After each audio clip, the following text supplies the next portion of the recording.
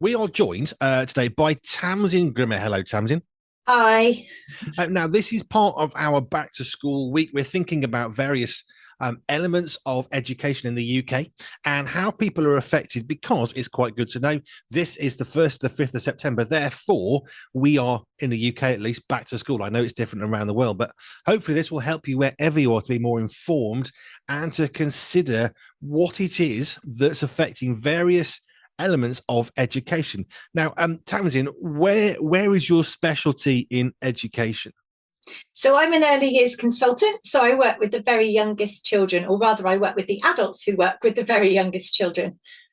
Which is actually an important distinction because um, the pressures that are faced by people who are working with children is different from the children themselves, which is kind of the whole point of this approach in September of what are those pressures. So early years, just give us a broad overview because we're all around the world anyway. Yeah. What's the basic age bracket that we're considering here? So within the UK, which is where I predominantly work, early years covers from birth to kind of the end of the reception years, the end of age 5 for children. So they tend to have entered school by then.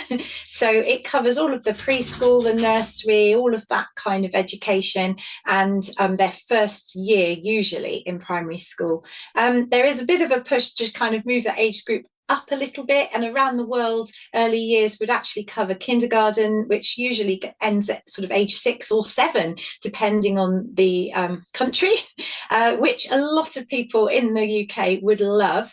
A lot of people within early childhood in the UK would love, because we think children's early years definitely goes on a little bit more than age 5. I mean, that's part of the thing, though. Of course, you've got the cultural differences. I was reading about Italy recently, where it's quite normal culturally for children who are very, very young, 8 and below, to stay up midnight, 2 o'clock in the morning, because that's where the family are and that's what they do. So they would just be napping on a settee. So culturally, of course, every country is going to be slightly different in terms of what's acceptable, what's normal. Here in the UK, if you've got a 6-year-old awake at 2 a.m., people might be tutting their lips. But actually, Italy, that's completely normal.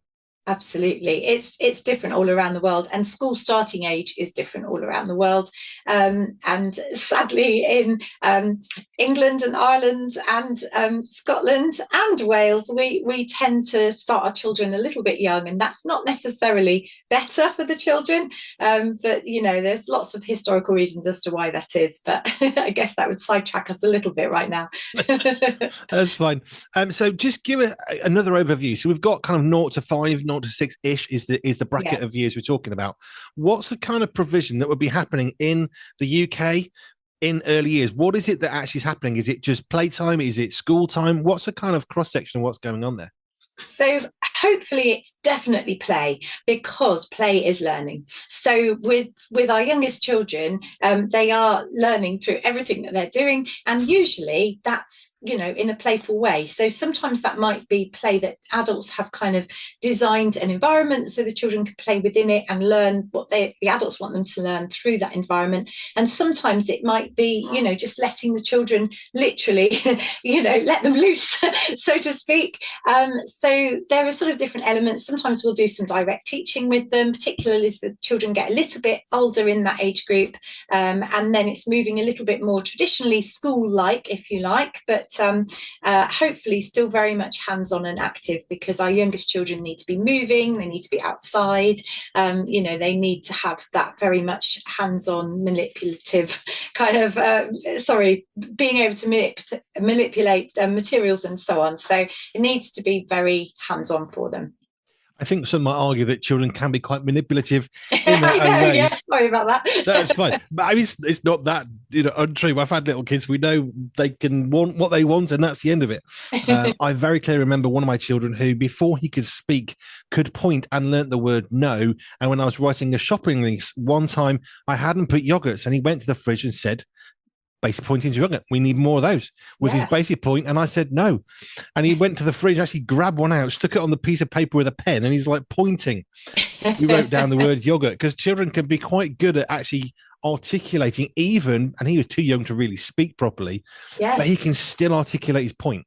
And isn't that wonderful? That's what I love about the early years age group, because everything they do and everything they say once they can sort of speak, but everything they do, all of their behavior is communication. And it's absolutely fantastic. We just have to tune into that and understand how to interpret it, which is where it can be difficult. Yes, it can be challenging because every child has their own unique approaches to speaking. And of course, every family is uniquely different as well. So you've got all these different children are turning up at their early years provision for the first time, and the staff then have to think, okay, they know the school, they were here last year, but now they're a bit older. And of Yeah. course, the other thing is 1 year to the next, even at that age, at 3 years old. A Yeah. 6-8 week break is a massive amount of time for a Huge. small child. Absolutely. It's absolutely massive. At this time of year, we obviously there's a lot of transition in the early years age group. So you have some children that might have stayed on in preschool for one more year so that before they move on to school. We've got other children that have started school, and there could be, 1 day's difference between them. So a child literally, last week at the end of August could have been 3 years old. They turn 4 on the 31st of August, and then they're in school a couple of days later in reception class. So if you think about it, really, you're teaching a 3-year-old. But equally, you could have a child who in the first week of term turns 5. So, and you're teaching those children alongside each other. And the difference between a just 4-year-old or a 3+ year old, you could say, and a 5-year-old is immense, because it's a quarter of their life in terms of learning. So when you're only 4 years old, a year is a quarter of your life. So when you look at it in that perspective, our teachers of our youngest children have a massive undertaking, and they do a brilliant job of supporting our young children, because it's a very different way of teaching. So If you're 40, then that's basically 10 years of your life spent doing something. In 10 years, you can learn quite a lot. I remember yeah, very clearly with my youngest dad, he went to school and he was right at the bottom end of that year group, because obviously your year for beginning school is determined by your birthday, as you were just saying. And the teacher said, we've never seen this before, but everybody else in his class was almost in the next year up. So there was, you talk about nearly a year's gap. And so for my little lad, who was very young relatively, he couldn't quite hold a pen yet because he hadn't, his fingers were still developing. And that's the kind of thing that's the breadth of difference we're talking about. it's absolutely massive. Yeah. So when people are coming back to work, obviously the children are turning up 8 o'clock, whatever it is, on Monday morning. What is it that the staff and the team at the early years provision, what is it that they go through the 6 weeks? How are they progressing through that in preparation? So a lot goes into preparing for the children. If you've got a new cohort, obviously starting, it's quite different from just a cohort moving up a year, because obviously these are children that you may have only met once or twice, and they might not have been in a school environment before, for example. So you're doing an ever such a lot of kind of preparing the grounds for them. So we tend to have a lot of things that would support the child with their independence. So we tend to get little photos. We're doing a lot of laminating at this time of year, putting little photos on their pegs or pictures for the children so that they can independently find their coat peg or where to put their book bag, and so on and so forth. We're doing a lot of labelling of things. Children at this age that we're working with don't tend to be writing in lots of books yet, because obviously those are skills that they're going to develop over time.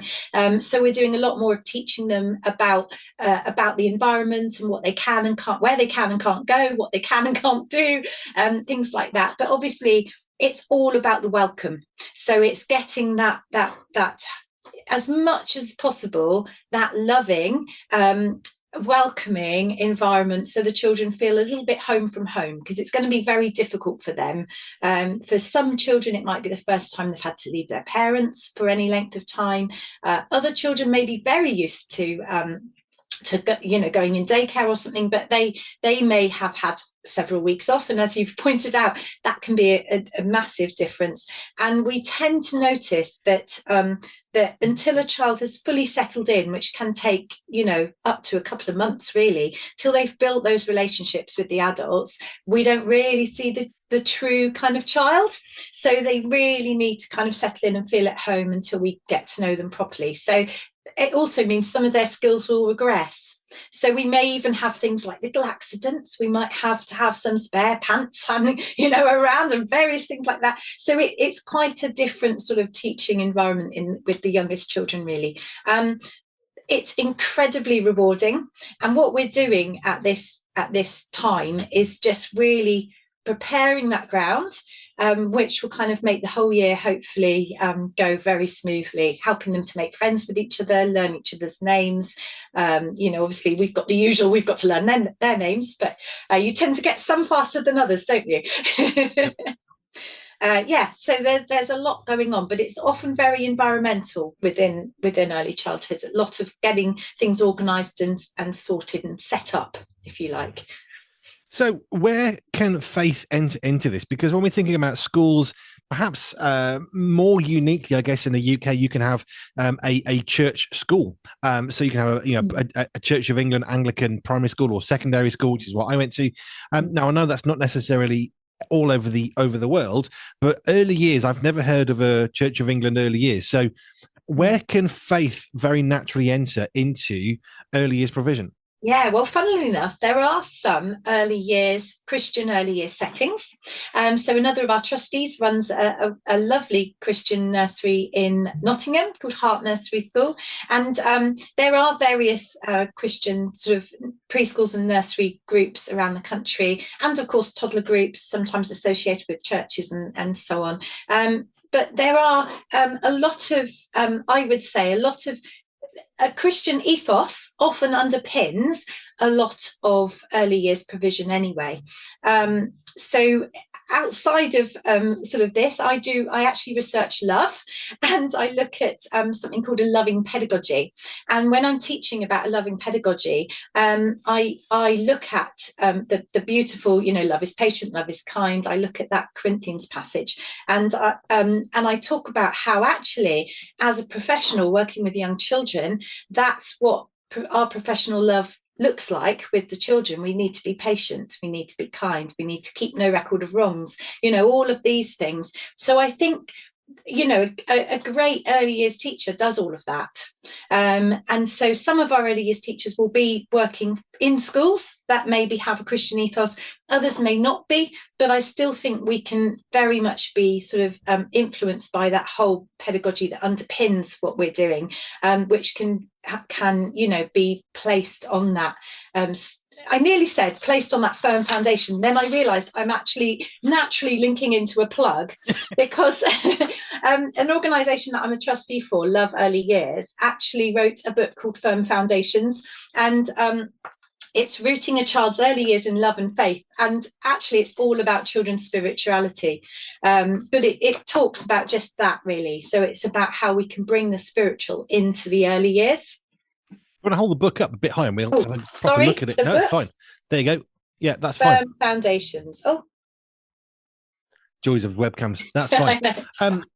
How can you? I mean, this is how it's a brilliant example. The fruit of the spirit. Got all these wonderful elements: gentleness and kindness and patience. And yeah, we need that absolutely. How do you apply that to the children? Well, you've answered that one. How do you then apply your faith to your colleagues?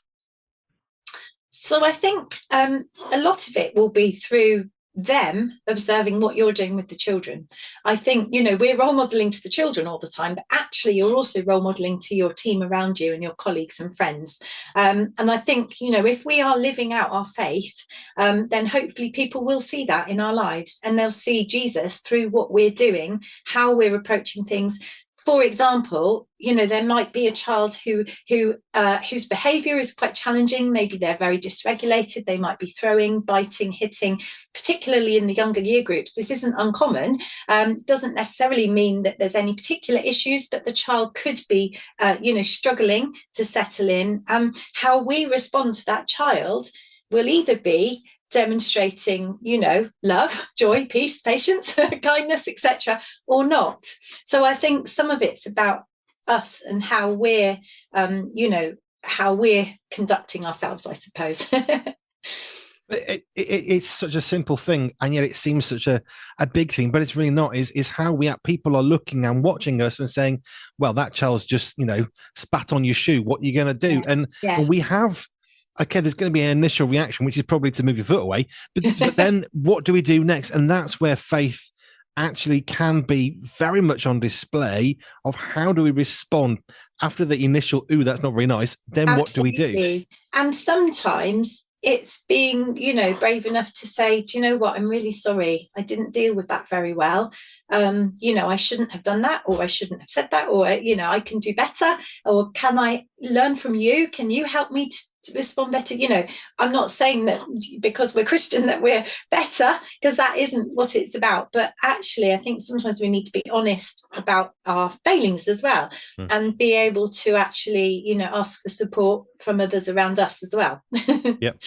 Right. And in terms of helping people to understand how they can be praying for earlier years folk, whether it's someone they know in their church who's working with younger children under the age of 5, 6, perhaps they're actually in a nursery themselves. And how do I get people to help me? Can you sort of break down some of the particular pressures for early years into just maybe 3 points that we can actually easily then pray into? So I would say, first of all, pray for the children themselves so that they can really settle in quickly, learn the ropes, so to speak, and, feel really at home in their provision. Secondly, I'd say pray for the staff, that they can build relationships with the children, because I think, and relationships with their colleagues, but I think the relationship is the most important thing with the children. You get that right, and everything else will follow. And I think, thirdly, there are actually a few changes if you're working within England, particularly at the moment. So we have a statutory framework, and there are some changes being implemented from September. It's called the Early Years Foundation Stage, and we have just some updates that have happened. So I would like to pray that they'd be implemented smoothly, and that schools and settings, feel confident in delivering the best provision they can. Excellent. Tamsin, thank you. I think it is so important that we can almost forget about the pressures on the children. We can forget about the pressures on the adults, and actually they're both under pressures. I mean, if you've moved to a new nursery, then you're trying to settle in, thinking, what are the rules here? Because it's different from the last place, and the door that I used to go through now is not there. And there's normal stuff that we can associate. Yeah, we can get that. It's a new job, but it's the same for the children if they moved up a year and it's a new class. Well, now they're turning left, not right, all of a sudden, and there's going to be some natural confusion, and the staff too. So it's just really good to have some simple points that we can bring into our daily prayers. Tamsin, thank you for just sharing with us some of the stuff about early years, the pressures, particularly in the UK, which is what we're considering, and also just sharing some of the really simple, natural ways in which we can consider our own faith in the workplace. Tamsin, thank you. My pleasure. Thank you very much.